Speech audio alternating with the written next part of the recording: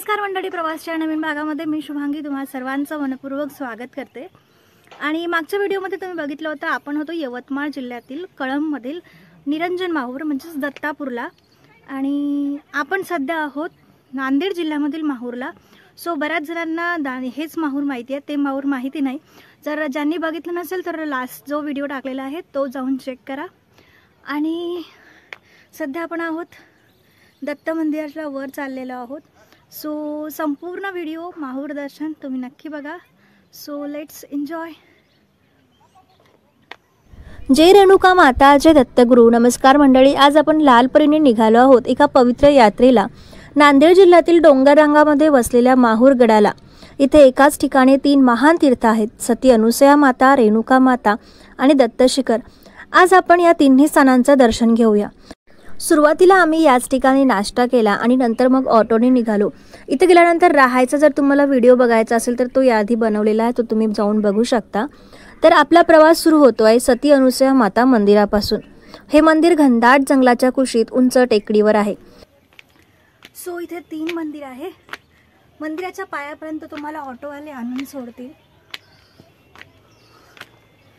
जास्त लांब नाही आहे।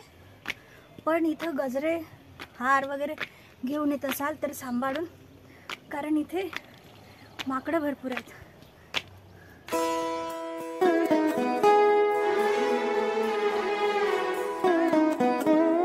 ठाकरे आम्ही थोडा वेळ बसतो आता। दत्त महाराजांचा जन्म। आम्ही सध्या चाललोय दत्तशिखर। दत्तशिखरला चाललोय ना? नाही हे बघा, सती अनुसया माता मंदिर आहे हे। दत्तशिखर तिकडे आहे तिथे। ओके, बोल पहिले इथं चालू आम्ही। व्हिडिओ करते का?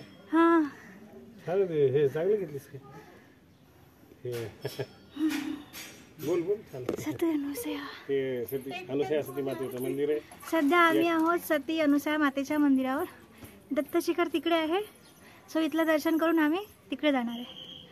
सो चला आमच्या सोबत। एकदा ब्रह्मा, विष्णू आणि महेश यांनी अनुसया मातेची परीक्षा घेतली। त्यांनी अशी अट घातली की अनुसया मातेने त्यांना वस्त्रहीन होऊन अन्नदान करावं, परंतु मातृशक्तीने आपली पवित्रता सिद्ध केली। त्रिदेव लहान बालकांमध्ये परिवर्तित झाले आणि त्या स्त्रीदेवांचा मिळून दत्तात्रयांचा जन्म झाला। म्हणून इथे पाऊल ठेवताना आपल्याला मातृत्व, पावित्र्य आणि करुणेचं दर्शन घडतं। शांत डोंगर, मंद वारा आणि देवीची माया मनाला स्पर्शून जाते। आणि आता आम्ही सती अनुसया मातेच्या मंदिरातून बाहेर म्हणजे खाली आलेलो आहोत आणि यानंतर आपण आता पोहोचतो रेणुका माता मंदिरामध्ये। हे माहूरचे मुख्य आकर्षण आहे। रेणुका माता या अष्टदश शक्तिपीठांपैकी एक। त्यांचा पुत्र परशुराम हा भगवान विष्णूंचा 6वा अवतार आहे। कथेनुसार रेणुका मातेच्या पतिव्रत्यामुळे त्यांना दिव्य सामर्थ्य प्राप्त झालं होतं। त्यांच्या महतीची कीर्ती संपूर्ण भारतभर पसरली आहे। माहूरगडावर दरवर्षी विजयादशमीला इथे प्रचंड यात्रा भरते। लाखो भाविक काही डोंगर चढत आपल्या डोल्यांमध्ये माता उचलून आणतात। किती आहे डोलीचे? 12। एकच मंदिर की तिन्ही? हे एक मंदिर की तिन्ही? 1200। या ठिकाणी वर आल्यानंतर तुम्हाला पाण्याचा तांबूल सुद्धा खायला मिळेल।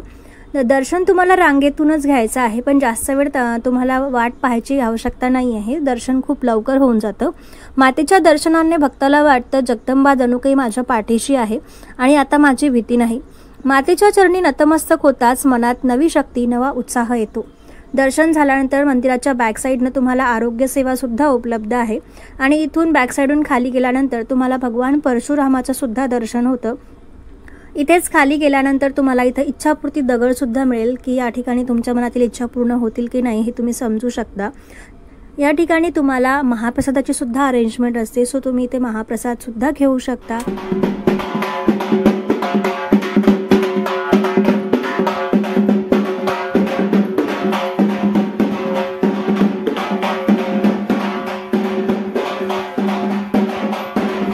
आता आपण निघालो आहोत दत्तशिखराकडे।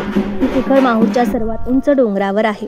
कथा सांगते इथेच भगवान दत्तात्रयांनी कठोर तपश्चर्या केली।